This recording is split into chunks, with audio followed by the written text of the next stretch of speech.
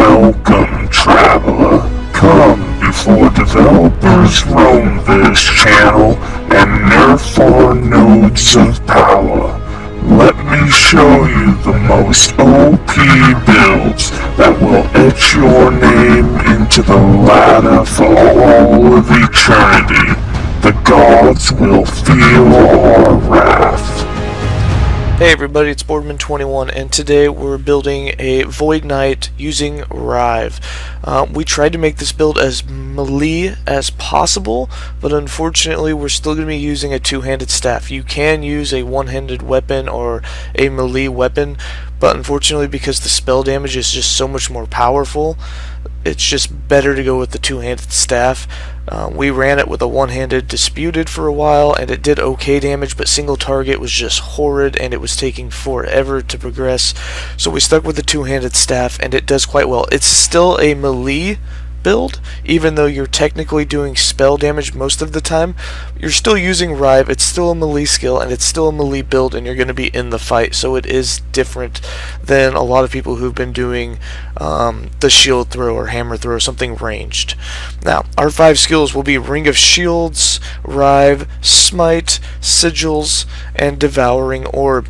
On the Ring of Shield, we're going to be using this for the heals, and the duration is just a little bit of protectiveness that you can have. So we put 2 points in reinforcement, 2 points in healing shields, 5 points in phalanx, 2 points in improved healing shields, 1 point in martyr shields, 3 points in banding, and 3 points in enduring defense, with 1 point in both molten shields and touched by fire.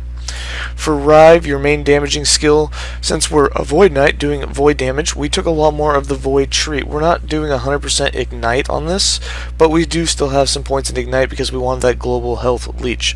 With that being said, we put 2 points in Insidious, 1 point in Gaze into the Abyss, 3 points in Rapish Mind for mana gained, which is really nice and useful, 3 points in Outburst for area hit on the 3rd strike, 1 point in Brutality for hit damage on the 3rd strike, and Challenge, 1 point in this for a pulling of enemies in on the 2nd strike, and 1 point for a kill threshold of 15% on strike 3, which comes in useful against single target bosses. 2 points in first strike ignite, 2 points in second strike ignite, 1 point in physical damage per ignite stack consumed, and then the 3 points in global health leech every time you use the 3rd strike for 4 seconds, which means you'll almost always have 100% uptime on this, which is super nice, as there's no real healing skills or things to heal yourself in this. So we're using shields for a little bit of heal, and then we're using basically health regen and health leech to keep your health full, which is, you know, going from the werebear where you could do massive amounts of healing with roots is different and much harder to sustain, but it works.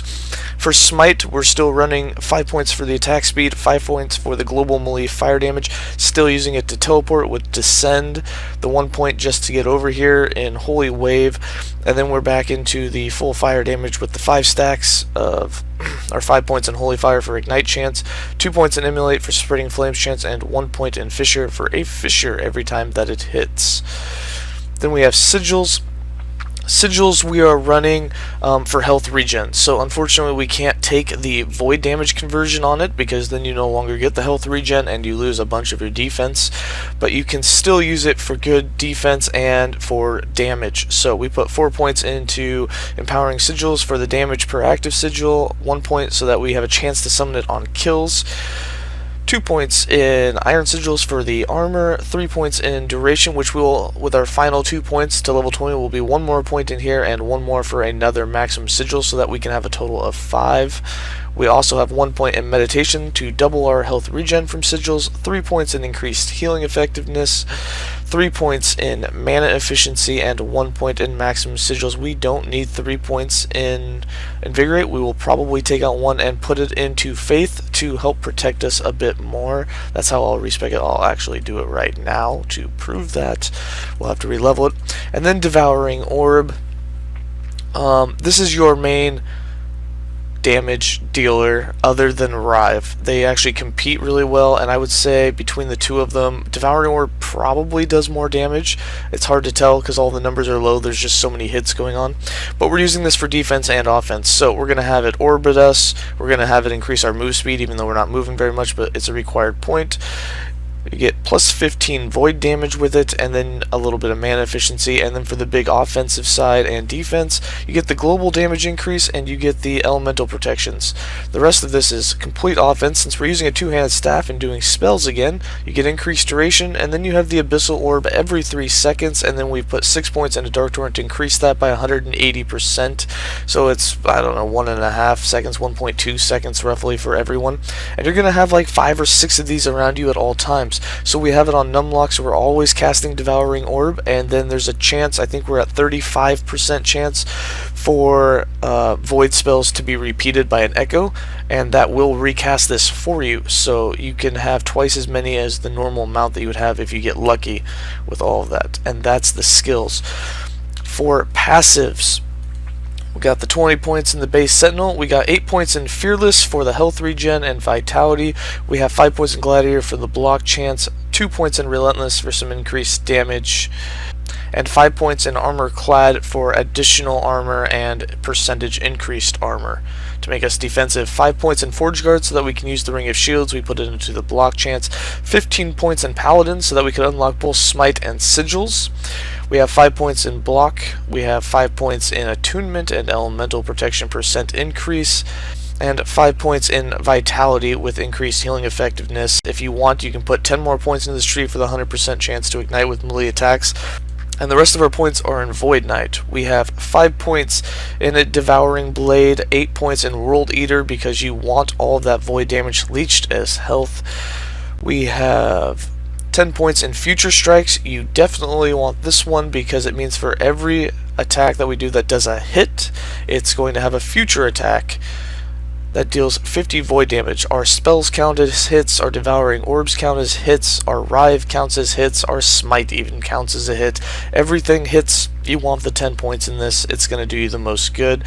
1 point in Void Corruption for critical strikes to do more damage per point that you've put into this mastery. We put 3 points into Rot Grip so that we have a chance to apply Time Rot. We have 1 point in Eternal Form for some vitality and health, and this was to unlock Void Aegis, which you're definitely going to want. Eventually we will have 5 points in this, and that will give us a 25% chance to gain Void Aegis whenever we are hit. This causes us to take 10% less damage with all hits, and this is multiplicative with other modifiers. It does break after you take 100 damage, but with a 1 in 4 chance of getting it on hit, you're always going to have it going. Then we have for Echoes, we have 3 points in Echoing Strikes, 5 points in Time Legion, and then 1 point in Avatar of Regret. We also have 2 points in Essence of the Mind, so we have an 8% chance on kill. To gain a Void Essence, we will be putting 3 more points into this so that we can try and get our 3 Void Essences up at all times. They last 7 seconds, and each one gives you 15% more Void and melee damage. And those are our passives. For items, you can really do whatever you want. We wanted the most health regen and damage out of the idols, so we're currently running 3 idols that give plus melee damage for 4 seconds on a skill echo. I've heard these don't work, and I haven't tried taking them off to see if my damage is any less, but we are running 3 of them. If it turns out that these do not work, then we will end up turning all of our 1x1s into health regen and just running 16 of those for defense, because they also come with some protections and other things that you can get. As for items, obviously running a two-handed staff, we have increased void damage plus all attributes. Mana regen would be better than stun chance, and instead of critical strike multiplier, I don't think you can get melee attack speed, but if you could do just spell damage or any other sort of damage, that would be more beneficial than running critical strike multiplier, considering we don't critical strike very often. And then I'm just going to hover over all the items real quick. We went super defensive, so we have 100% glancing blow. We went for scent elemental, set health, and as much vitality and protections as possible. On the chest and the helm, we did do the health regen instead of plus percentage of armor, so that we do have a decent health regen base. On our character sheet, you'll see that just standing in place with nothing going, we're sitting at 65 to 70% resistances. We have over 100% glancing blow, and then our health regen is 85. Once we get the sigils going, which we only have 4 right now, but you'll have 5, you'll get up to about 180 somewhere maybe 200 health regen. If we had more idols, that would go up, and if we put gloves on that had health regen on them, that would even get higher. You might be able to hit 300 health regen, which is a very good form of healing. And then for defenses, I can't smite right now since you have to hit an enemy, but when we run Devouring Orb and Ring of Shields, you can see that we're going to jump up here quite a bit, and you'll see that we're sitting, once we got healed, you're sitting in the low to high 70s on everything, so it's quite defensive.